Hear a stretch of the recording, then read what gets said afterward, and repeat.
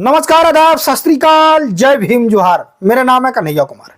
साथियों, आज हम बात करने वाले हैं बहुजन समाज पार्टियों की उस वोट बैंक की जिस पर दावा करती हैं बहन कुमारी मायावती जी, तेजस्वी यादव जी, अखिलेश यादव जी।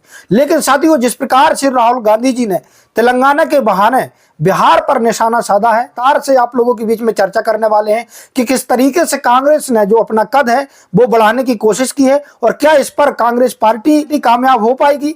तमाम मुद्दों पर हम विस्तार से चर्चा करने वाले। इससे पहले मेरी आपसे गुजारिश है, अभी तक आपने भीम न्यूज़ 90 को सब्सक्राइब नहीं किया तो सब्सक्राइब कर लें, साथ में बेल आइकन को प्रेस कर लें, वहीं वीडियो को लाइक करते हैं। साथियों, जिस प्रकार से आपने देखा कि तमाम बहुजन पार्टियां, प्रत्येक राज्यों में एक रीजनल पार्टियां हैं जो लगातार SC/ST OBC समाज के वोट की बात करती हैं और वो कहते हैं कि जो भी बहुजन वोट है वो हमारा है।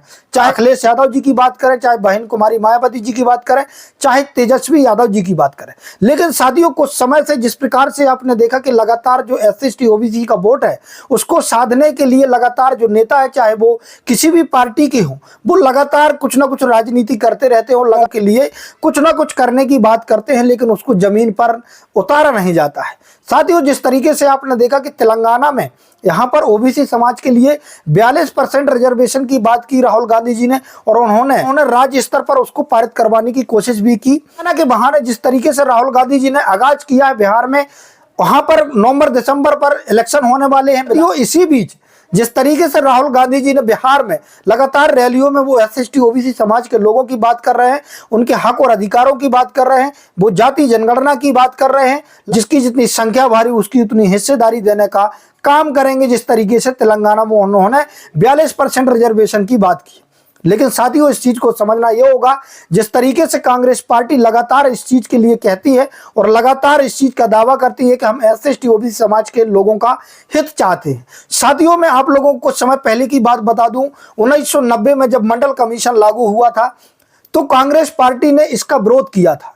जो रिजर्वेशन OBC समाज के लिए मिलना था उसका विरोध यदि किया था तो कांग्रेस पार्टी के लोगों ने किया था। इसके पहले मैं बात करूं आप लोगों को तो बाबा साहब भीमराव अंबेडकर जी ने जब पहला चुनाव लड़ा था तो इसका विरोध कांग्रेस पार्टी के लोगों ने किया था।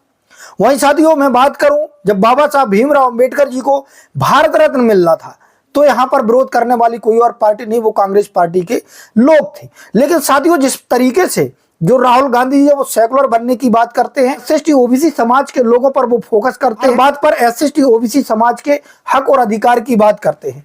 साथियों, इसी चीज को लेकर के रिजर्वेशन को मुद्दा बनाते हुए उन्होंने बिहार में दावा ठोक दिया है कि जो बहुजन समाज पार्टी का वोट हो, चाहे वो तेजस्वी यादव जी का वोट हो, चाहे वो अखिलेश यादव जी का वोट हो, चाहे वो मुस्लिम वोट हो, इस पर हक और अधिकार जताते हुए यहाँ पर राहुल गांधी जी बहुत आगे निकल रहे हैं।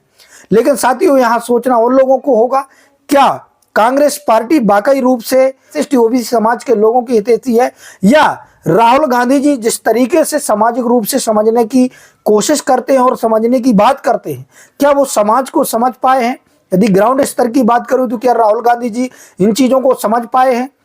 आपने देखा होगा कि जब इनके जो पूर्वज थे वो हमेशा SC/ST OBC समाज के हक और अधिकार की बात करते थे, लेकिन वो उसका विरोध भी करते थे। आप इसका इतिहास भी उठा करके देख सकते हैं। बहन कुमारी मायावती जी के वोट बैंक को साधने की बात की है, यहाँ पर ऐसा होना नामुमकिन है, क्योंकि जो बहन कुमारी मायावती जी का वोट बैंक होता है वो बड़ा परिपक्व होता है। वो वोट बैंक कहीं नहीं जाता है, चाहे वो 2% वोट बैंक हो, चाहे वो 5% वोट बैंक हो, वो बहन कुमारी मायावती जी के पास ही रहता है। लेकिन साथियों, यहाँ पर जिस तरीके से चाहे वो लालू यादव जी ने हो, चाहे वो मानवर काशीराम साहब ने हो, लगातार जिस तरीके से SC/ST OBC समाज के लिए लड़ाई लड़ी, वो लड़ाई आज तक ना कोई लड़ा है और ना लड़ सकेगा।